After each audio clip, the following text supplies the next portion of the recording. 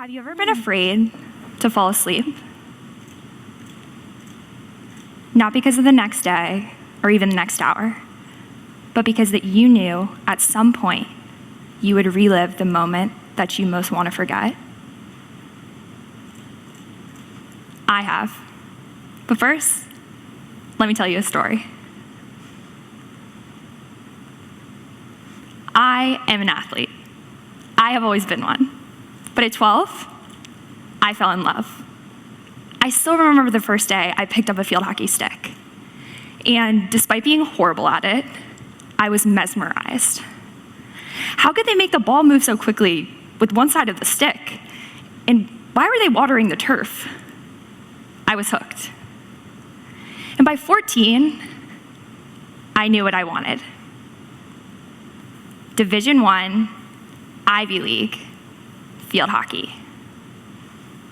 Now you might be thinking, that feels a little bit ambitious for someone who's been playing the sport for 2 years. But I was going to do everything in my power to get it. And by 16, I did.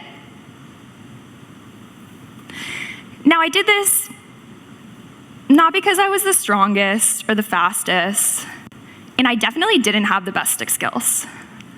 But what I did have was mental toughness. I knew that I was going to work harder than every other girl on that field. And I knew that when push came to shove, I wouldn't break. So by the time I was 18 and starting my freshman year at Brown, if you had asked me what my greatest strength was, I would have told you it was my mental toughness. I finished my freshman season riding high. I had started and even scored my first collegiate goal.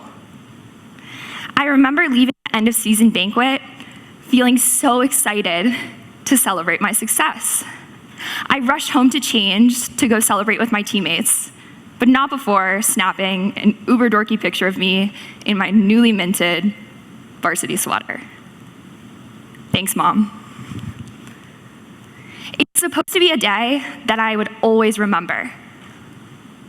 But now, it's one that I pray I will forget. Later that night, I was sexually assaulted by another student athlete. It seemed my picture-perfect day was coming to a close. So I made it through the semester. And sure, I wasn't sleeping that much, and when I would see him in the training room, I felt like I couldn't breathe. But I was at Brown, and I was happy. So flash forward to second semester.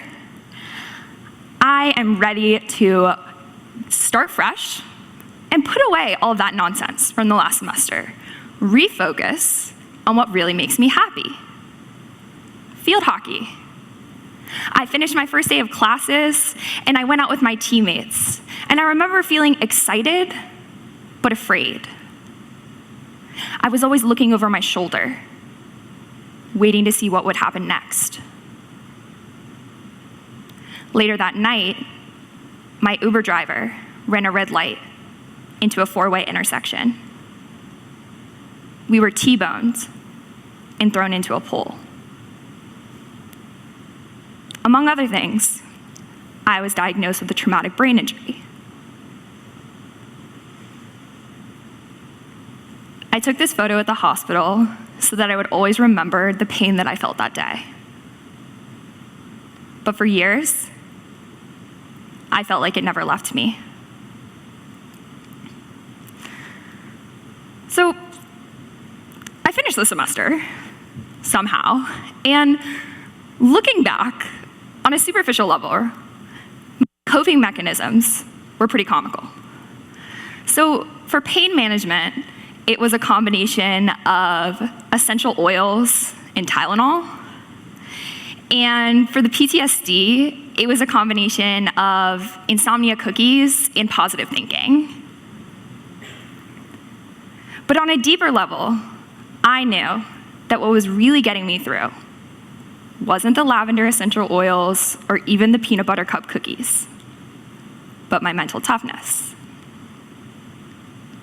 The skills that I had learned on the field, how to compartmentalize and carry on, how to endure and suffer with a smile, allowed me to make it through the semester. So I finished feeling accomplished, but exhausted. And at this point, I was convinced that mental toughness wasn't just the key to success on the field, but in life. Can I tell you a secret? This talk is 3 years old. May 2019, I wrote and submitted a TED Talk for Brown TEDx. And I was prepared to give it. The following year showed me that my story was not done being written. Here is an excerpt from the original talk. Mental toughness means playing through the pain. It means ignoring the crowd. It means taking criticism, injuries, and emotions without skipping a beat. Mental toughness is silence. I thought my silence bought me success, but it dug me a shallow grave. A few weeks later, I returned home to DC, and I got my first bad report card. Not from Brown, but from my doctors.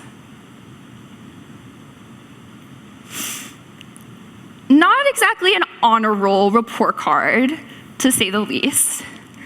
You will notice that there is one category I did particularly well in. DSM-5, CAPS 5. So that was indeed the diagnostic test for PTSD, and it was actually better to do lower on that one. But when I got the results, I told my doctor, so what you're saying is I got an A. He was not amused.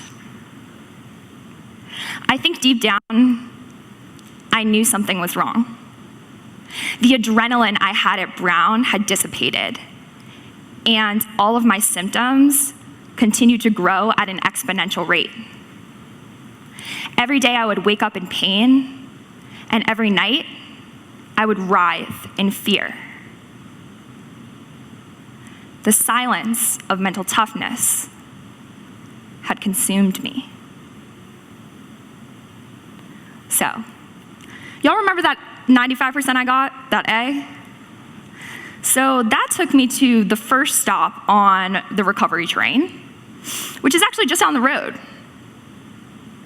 MedStar Partial Hospitalization Program, or as I like to call it, Crazy Camp. So Crazy Camp taught me a couple things. The first of which being, never say the words, things cannot possibly get worse than they are right now. Because trust me, they do. I came to this realization at some point between cutting my 19th birthday cake with a spoon, surrounded by complete strangers, and being told by the team of psychiatric and neurological care, the best that Washington had to offer, that I would never return to Brown. So, besides a hit to my sense of self, Crazy Camp taught me firsthand the impact of trauma unchecked. I was the youngest person in the program by about 20 years. Everyone around me had had their lives destroyed from the inside out. Divorcees, drunks, some damn good lobbyists. All with one thing in common: trauma. Now, my solution to trauma, which is not unlike one many of you are familiar with, was to make a box. The walls of my box were built on the teachings of mental toughness. Inside of the box, I put all of my suffering, physical pain, emotional turmoil, fear, anger, regret. To be completely honest with you, I thought that I could go the rest of my life without opening that box. My fellow campers thought the same. I watched a soldier and a refugee, a father and an orphan, a singer and an IRS employee weep with regret that they coped the way that I did.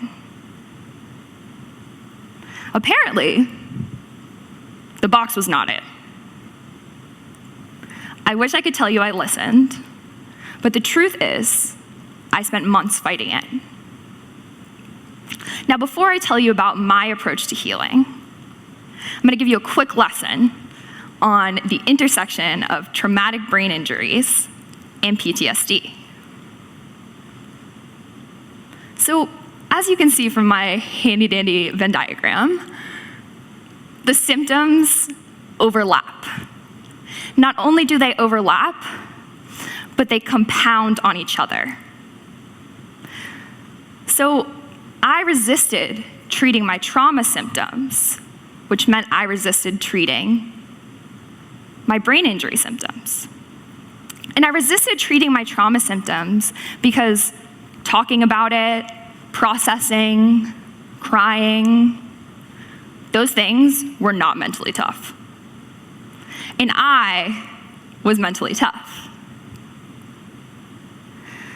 So my symptoms continued to grow at an exponential rate. The pain compounded. And it reached a point where I realized that a few months ago, I was deadlifting and diving for balls. And now, I couldn't go up a flight of stairs.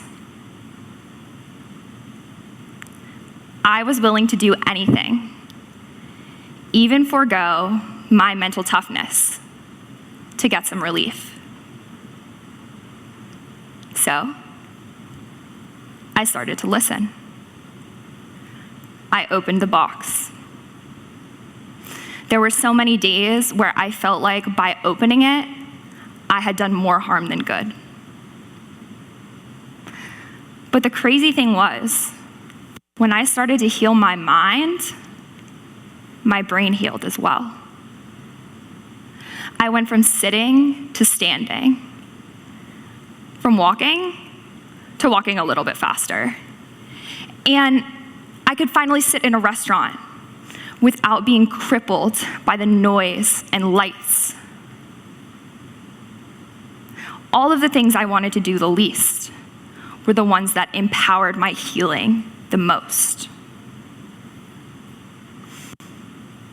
Now here's the deal. Our stories don't look the same, but I bet our coping mechanisms do.